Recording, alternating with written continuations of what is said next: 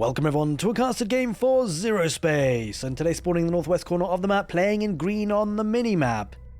It's Arrival of the Birds, playing as the Protectorate. And battling against him today, spawning in the southeast corner of the map, playing in blue. We've got Lilypad, playing as the Grell. Welcome everyone to Coastal Outpost. As always, hope you're all having a great morning, good afternoon, maybe good evening. Interestingly enough, I think it's a double tech hero opening here today, which is pretty cool to see. Now, the tech hero has had a bit of an overhaul, as you can see. A lot beefier, a lot chunkier, and that gun is, well, it's looking menacing, that's for sure. Now, both players looking to get a control tower. On Coastal Outpost, this map, there are 4 control towers, so kind of expecting them to challenge for 2 each, and then work their way to try and challenge the ones that they've been able to go for. But probably 2 each is fair enough to start off with, often the case. Nothing too crazy, and then they'll look to try and challenge the other side of the map. Now, on the sort of Protectorate side of things, it's going to be a double base expansion before any sort of production building. Is that going to be a triple base? Holy moly. A triple base opening here for Arrival of the Birds before making any units. On the Grell side of things, well, it looks like plenty of cultivators to extend the grass, of course. There is a second base, and it is indeed a third base as well. So pretty macro heavy at the moment, which is, it's fine to see. That means we're going to probably see some big action later on in the game. But for now, it's going to be a macro opening. And I wonder if they're going to be going head-to-head soon. Because the interesting thing is, obviously, both players going for the same hero. Means it's going to be pretty evenly. Ooh, what's all this about? This is a scouting drone that Arrival of the Birds is using at the moment. Oh, here we go. Going head-to-head. A couple of shots now. The tech hero does have some really cool abilities, as you can see. They do have a swap ability, and then they have the ability to make a friendly unit out of these critters. But they decide to put the shield on themselves instead, so yeah, pretty evenly matched. Although I think actually maybe Lilypad has to back out of there. But you can see they're microing it so much.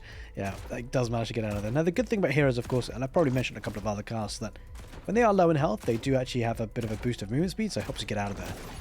I think that's one of the things I really appreciate about Zerospace, is that they haven't taken out massive lethality, right? So there's 2 ways to think about RTS games and how you can make it fun to play that you just don't die straight away. One is that you can reduce the lethality, which means units last longer and it may be more micro potential, but then the game slows down quite heavily and there's no like massive moments that look amazing and spectacular, right? But what Zerospace has done instead, and I really, really appreciate this is a really good thing, I think, in terms of enjoyment of the game and also as a spectacle.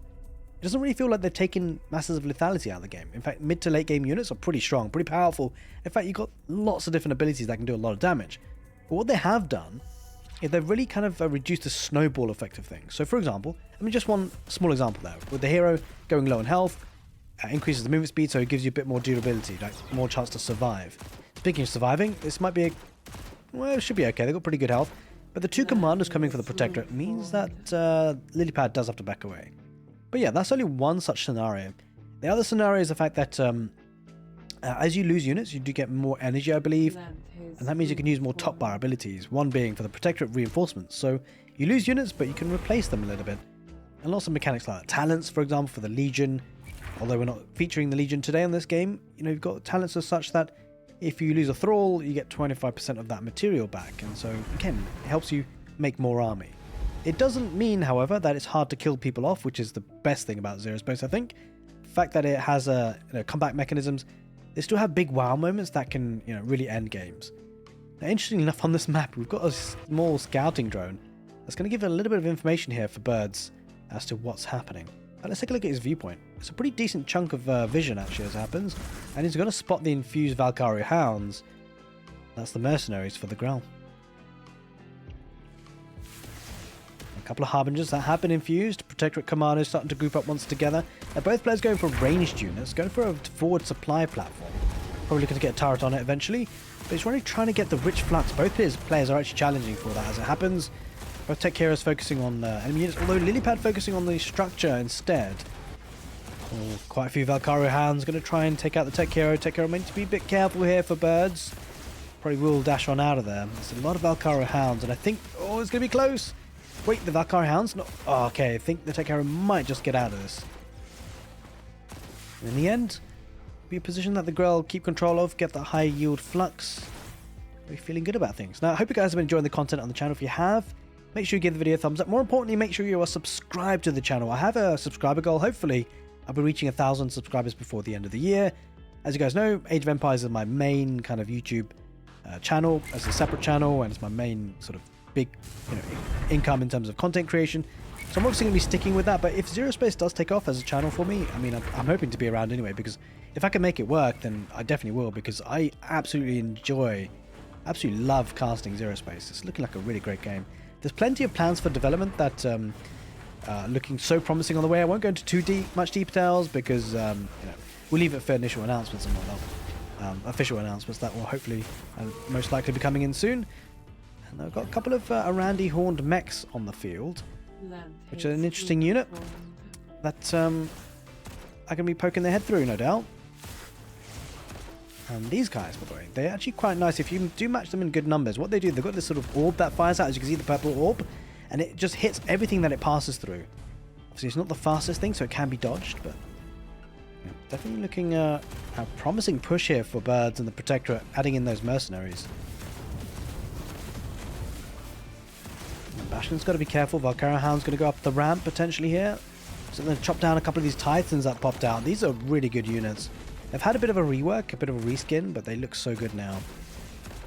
Of course, the game is not finished yet. As you can tell, some of the animations aren't quite complete. And for example, I mean, the random mothership looks a bit awkward in how it moves, but this is all to be expected at this stage of development. Still relatively early, and these things will no doubt be fixed.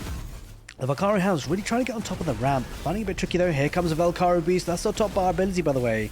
That's added in now for the Grell. Trying to focus fire and get these Arandi horned mechs down. And he's really going to push this back. There's a lot of Harmagers on the back line. Gonna get some good shots out here. The question is, how much does the Grell push here? It does lose the Valkyria massive beast. So not much of a meat shield in front of these Harbingers anymore. I'd imagine you're probably adding a couple more Valkyria Hounds potentially as that meat shield. It's always great to have a kind of a frontline unit with a backline ranged unit.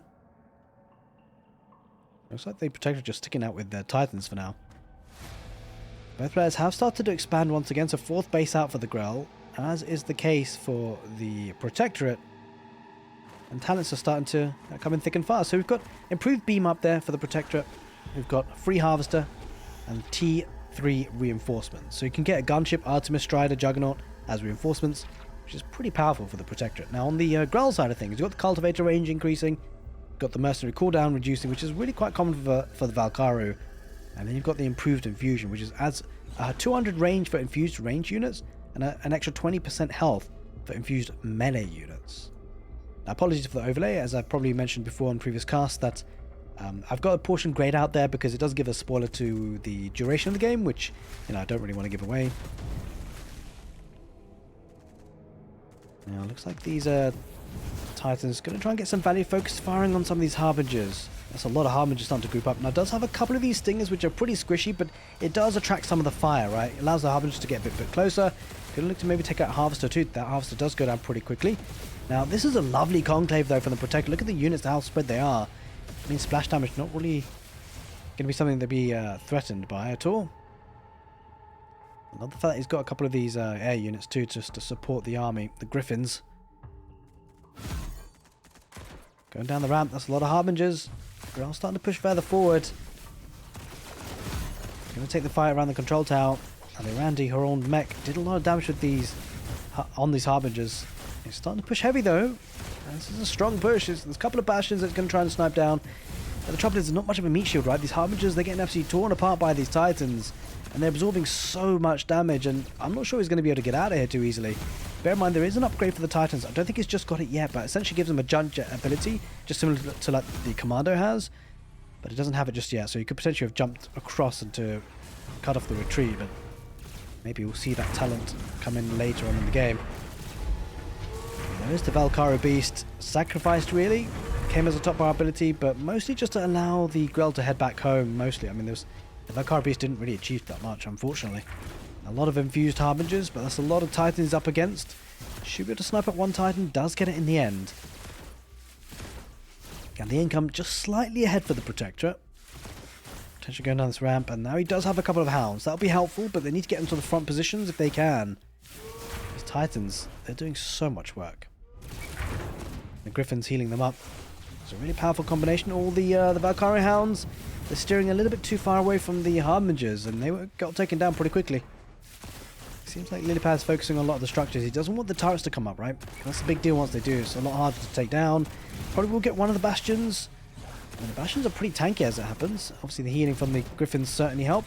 Tech hero involved for both players as it happens. Focusing on the mothership. And that's a big boost for the Protectorate. It absorbs a lot of shots coming on in. Meanwhile the Titans are focused on the Harbingers, bringing them down. And even has a Cyclops in the mix. So Lilypad deciding to head back home. This is not looking too good. It's going to lose a couple more Harbingers and the numbers have really started to fall. Bear in mind the Protectorate's economy has really expanded. It's got another base down here on the west, another one on the northeast. It's looking in a really good spot here, birds. After being pressured quite heavily in the early stages of the game, he's definitely started to take really good cost-effective fights. Now he's got an addition of the Juggernaut. It's a really cool unit, actually. I gotta say, it's got this ability to deploy flames. It does make it mean that it can't move anymore, but it does an AoE sort of damage, and man, it looks good when it gets deployed. I don't know if we'll see it today, but we'll have to keep an eye on that. Either way, a couple of Valkyrie hounds go on the west side, looking to try and take this control tower down. We'll take it, the operating tower. No, I won't be able to get any more Hexite from this for now at least, but there's quite a lot of infrastructure he's trying to focus down. There's only a handful of commandos. What that does is it kind of limits the front line for the Harbingers, right? So this army is a little bit awkward. Whilst he's getting some value on the west side here, the Grell, half their army is pretty exposed, and he might lose the tech carrier if he's not careful. It's got a decent amount of shield left on, but it's absorbing a lot of the fight coming in. Tree of Life comes in. That is an ultimate ability for the Grell, and it's such a good one because it revives dead units in that vicinity to really help stop any further pushes. And on the west side, still getting good value. He's taken down a couple of barracks, a couple of supply depots, but there are a couple of commandos now added into the mix. Possibly just going to try and take out as many of these as possible. Probably won't be able to achieve too much more than that though, because a handful of commanders are starting to join the fight, and I think these Valkyrie hounds need to back away. Ooh, we've got the Arandi Shade. This is a cool unit, by the way. What this unit does is it just ignores units, other units. They just walk straight through them. So if there's a big like army fight, they can just go through everything really and get to your enemy. Has dealt with the Valkyrie hounds mostly. Well, maybe not actually. There's a handful are still there. I mean, decent fight overall, I guess. Taking out some of the Protectorate commandos, but the Arandi Shades pretty much clear that one out. That's a lot of Harbingers. Should be able to snipe something. No, backs away for now. Definitely a bit of a standoff here on this control tower, though. Might take the mothership. No, the mothership is still in full health, would you believe? It's such a good tank for the Protectorate. Of course, you don't want to lose it, otherwise you have to build another one to get more heroes. Also, more mercenaries, rather. There's the Juggernaut with a flame on. Look at that. These Harbingers are going to absolutely melt to the ground. They have to back away. He does have a disrupt on the back line as well with some massive range. That was a huge fight. We do see Tobots coming out though for the Grell, but Lilypad's just lost so much. An arrival with the birds, almost at 200 population, complete expansion on the bases, and so much income. The birds looking in a really good spot. Looking to infuse once again. Airstrike though comes out and does significant damage on those Harbingers, and that might just seal the deal. I mean, the airstrike is so good for the Protectorate. It is an ultimate ability for them. There's the Juggernaut deploying with the flames. The Tobot probably won't achieve too much. There is a Valkyrie Beast, but that's going to get taken down massively. Those Titans doing so much work, and there it is! GG gets called, and it will be the Protectorate taking over Coastal Outpost. It was a cracking game of Zerospace. Hope you guys enjoyed it. Lots to see there, lots of new units, and of course, Zerospace is under continuous development. Lots more improvements coming your way, no doubt about it. Hope you guys enjoyed it. Take care, and see you next time.